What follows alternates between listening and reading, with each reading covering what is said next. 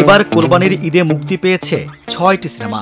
সর্বাধিক ১৩২টি প্রেক্ষাগৃহে মুক্তি পেয়েছে শাকিব খান অভিনীত তাণ্ডব। এছাড়া ইনসাফ ১৫টি, নীলচক্র, টগর ও এশা মার্ডার যথাক্রমে ৬টি এবং উৎসব মুক্তি পেয়েছে ৭টি প্রেক্ষাগৃহে।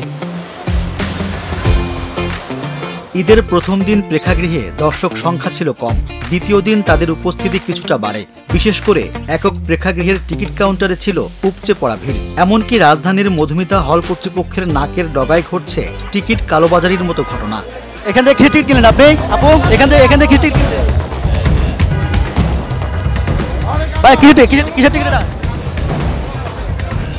বাইরে থেকে কিসের টিকিট ভাই? কত টিকিট? টিকিট কত করে? আরে আল্লাহ কত করে? কই পাইছেন কই? টিকিটগুলো কই পাইছেন? ছাড়তে আছে। আরে মামার টিকিট। আমার এই টিকিট কই?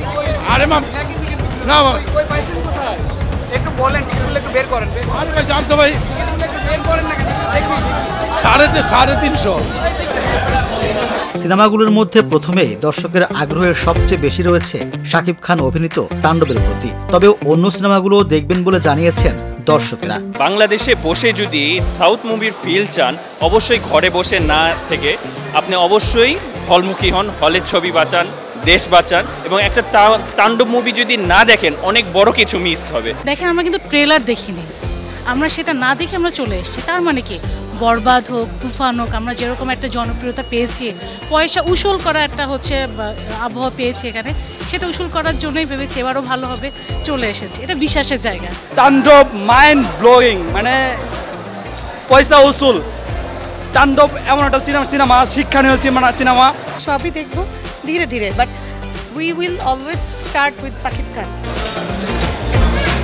চলচ্চিত্র পরিচালক ও অভিনয় শিল্পীরা বিভিন্ন সিনেমা হল ঘুরে দর্শকের সঙ্গে সিনেমা দেখছেন, তাদের প্রতিক্রিয়া জানছেন। অডিয়েন্স রিয়াকশন দেখার পরে বা অডিয়েন্স যেভাবে করে আসলে আমাদের কাজটিকে ভালোবাসা দিচ্ছিল, এটা দেখার পরে আসলে নার্ভাসনেস চলে গেছে। মানুষের এত ক্রেজ সিনেমাটা নিয়ে, মানুষ আসলে এরকম অস্থির হয়ে আছে দেখার জন্য। তো মানুষকে আমরা বলবো, আপনারা একটু শান্তশিষ্ট থাকেন, উচ্ছৃঙ্খলতা করার দরকার নেই। আপনাদের কার জন্যই তাণ্ডব আমরা বানিয়েছি, তাণ্ডব আপনাদের কাছে আসবে, আপনারা ধৈর্য ধারণ করেন, আপনারা দেখতে পারবেন। আসলে এটা আমার অনুরোধ থাকবে, কেউ হল ভাঙচুর করা, টিকিট না পেলেও ভাঙচুর করতেছে, শো শুরুতে দেরি হলে চিল্লাচিল্লি করতেছে, মানুষ একটু বেশি এক্সাইটেড হয়ে গেছে। একটু বলবো যে সবাইকে ঠান্ডা থাকার জন্য।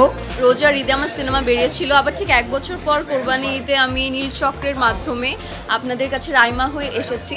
সো আমার কাছে আসলে খুব ভালো লেগেছে, কারণ আমি যে গল্পটায় কাজ করেছি নীলচক্রে, গল্পটা খুবই দুর্দান্ত, এবং আমার কো-অ্যাক্টর যে আছে আরিফিন শুভ ভাই, he is a my dear person, আর এত পরিমাণে ভালো একজন মানুষ, ভালো একজন অভিনেতা, তো তার সাথে কাজ করে আমার ভালো লেগেছে। কাজটা দুর্দান্ত হয়েছে, তো আমি তো প্রত্যাশা রাখছি যে দারুণভাবে এগিয়ে যাক। বছরের অন্য সময়ে সিনেমা মুক্তি পেলে দর্শক উপস্থিতি কম থাকে, ফলে আর্থিকভাবে ক্ষতির মুখে পড়েন হল মালিকেরা। তাই এখন তারা ঈদে মুক্তি পাওয়া সিনেমা দিয়েই সেই ক্ষতি কিছুটা হলেও কাটিয়ে উঠতে চাইছেন।